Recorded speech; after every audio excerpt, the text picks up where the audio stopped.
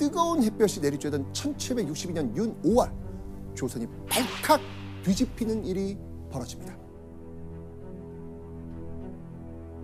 왕의 편전인 문정전 앞에는요 커다란 뒤주 하나가 놓였고요. 그 속엔 왕인 영조의 명으로 한 인물이 들어가 있었습니다. 자, 이때 뒤주에 들어간 인물 누굽니까? 사도세자.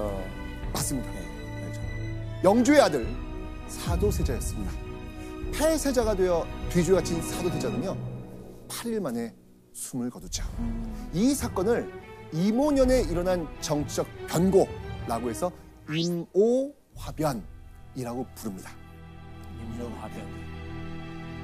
그렇게 조선 역사상 전무후무한 비극이 펼쳐지고 있었던 그때 급히 마제마을로 내려간 한 인물이 있었습니다. 바로 정약용의 아버지 정재원. 당시 도저히 한양에 있을 수 없던 이유가 있습니다. 사실 정약용의 아버지 정재원은요 한양에서 나무럽지 않게 잘 지내고 있었거든요. 예, 이 소과 진사시에 합격해가지고요 성균관에 다니고 있었고요. 또 집안에 높은 관직을 지낸 조상들도 많아가지고 조정의 이름이 알려지기도 했습니다. 나주 정씨 가문이 얼마나 유명했는지 알 수 있는 그 가문의 별칭이 있습니다. 자, 나주 정씨 가문 이렇게 불렸습니다. 9대 5. 9대 옥당. 옥당. 옥당? 옥당. 이게 무슨 뜻일까요? 그러니까 9대 옥당. 변함없어, 변함없어. 네. 자, 여기서 이 옥당. 옥당은요. 홍문관의 별칭입니다. 홍문관은요. 왕실의 책, 문서를 관리하고 왕에게 자문을 하는 핵심 관청입니다. 이 홍문관 관리는요. 곧 조선의 손꼽히는 인재로 인정받았습니다. 자, 그런데요. 9대 옥당은요. 홍문관 관리를 9대 내리 배출한 가문이란 뜻입니다.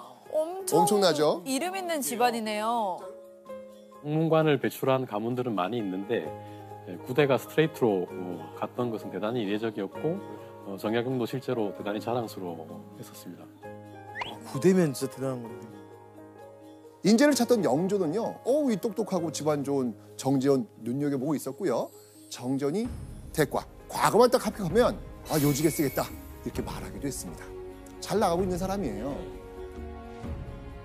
그런데 사도세자의 일로 정재원의 그 장밋빛 미래는 점점 어두워집니다. 왜? 왜냐면요. 정재원과 그 집안이 바로 여기에 속했기 때문입니다. 남인. 이 남인은요. 조선시대 여러 당파 중 하나입니다. 지금도 여러 정당들 있잖아요. 네. 그죠? 자, 이 영조 때 가장 권력이 셌던 당파. 바로 노론입니다. 사도세자를 탐탁치 않게 여기고요. 맹 공격한 것도 노론이었습니다. 아이고. 자, 그런 상황에서 노론과 정치적 입장이 달랐던 당파가 바로 정재원의 집안이 속한 남인이었습니다. 자, 그러니까 사도세자가 죽어가는 상황에서 정재원과 남인들은 어땠을까요?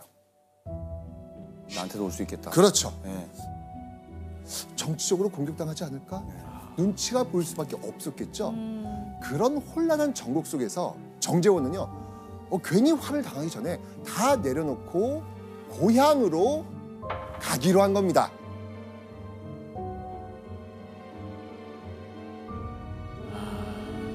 그리고 약 한 달 뒤 누가 태어났다? 정약용. 정약용이 태어났다. 그래서 아명을 뭘로 지어졌다? 귀농. 귀농이라고 지어진 겁니다. 이제 이해가 되시나요? 타이밍에 네. 또. 그렇죠. 퍼즐이 맞춰지시죠? 예. 자, 그렇게 몇 년이 지나고요. 정약용이 4살이 되니까 아버지 정재호는요, 아들을 위해서 이걸 준비합니다. 뭐였을까요? 4살? 아버지가 아들을 위해서 준비한 것, 바로 천자문 책이었습니다. 4살 때? 학문을 시작할 때가 됐으니 내가 직접 선생님이 돼서 가르치자 라고 생각한 거죠. 자, 그렇게 4살 때 천자문을 배우기 시작한 정약용은요, 아버지가 가르치는 내용을요 쑥쑥쑥 흡수하면서요 아주 빠르게 한자를 익혀나갑니다. 문자를 본 이 정약용의 눈이 초롱초롱 빛났거든요. 네, 그냥 4살인데 바로 천자문 보자마자 외우고 맞아. 동네에서 뭐 난리 나고 네. 뭐. 영재 났다. 맞습니다.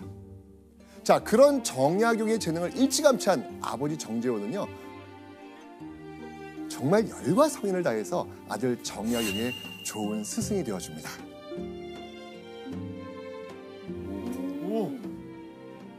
이렇게 쑥쑥 성장한 정약용, 드디어 실력을 보여줍니다. 자, 겨우 7살인 정약용이요, 한자로 시를 짓습니다. 와, 7살이. 중요한 건 뭐냐면 정약용의 시를 본 아버지가요 너무 깜짝 놀라요. 왜 그래요? 왜? 왜냐면 이게 7살 아이가 썼다고? 정말 믿기지 않는 그런 시였습니다. 어떤 시? 기록이 있나요? 기록이 있습니다. 저희도 기록이 있습니다. 저희도 봐야겠어요. 예. 지금 저희 단우가 썼다고 생각하고 한번 볼게요. 좋아요. 좋습니다. 어떤 느낌일지. 예. 자, 작은 산이 큰 산을 가렸으니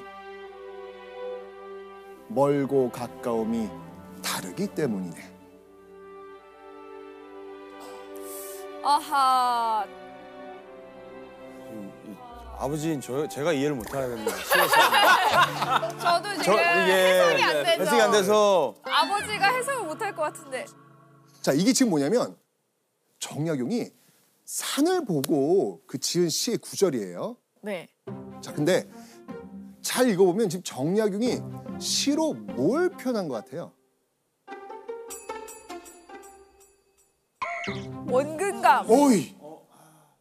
맞습니다. 이게 지금 원근법이에요, 원근법. 와. 사실 이 시절에 잘 지은 시라면 보통 눈에 보이는 전경을 아름답다, 뭐 이렇게 읊을 거 아니에요. 그런데 정약용은요, 앞산이 크게 보이는 건 실제 뒷산보다 커서가 아니라 나와 가까워서 그렇구나. 이걸 깨달은 거예요, 지금요. 7살이 지금. 엄청나네요. 인정. 교수님, 정약용이 7살의 나이에 이 정도의 능력이면 천재 아닙니까? 네, 재능이 대단히 뛰어났던 건 사실인 것 같습니다. 그리고 또 하나 말씀드릴 수 있는 것은 정약용이 살았던 곳에서 주변 분들에게 많은 도움을 받았습니다. 지금으로 따지면 역세권이나 학세권 정도로 표현할 수 있을 것 같은데요. 네, 주위에 살고 계셨던 뛰어난 선배님, 스승, 동료들과 교유하면서 공부를 넓히고 또 깊이 공부할 수 있었던 것 같습니다.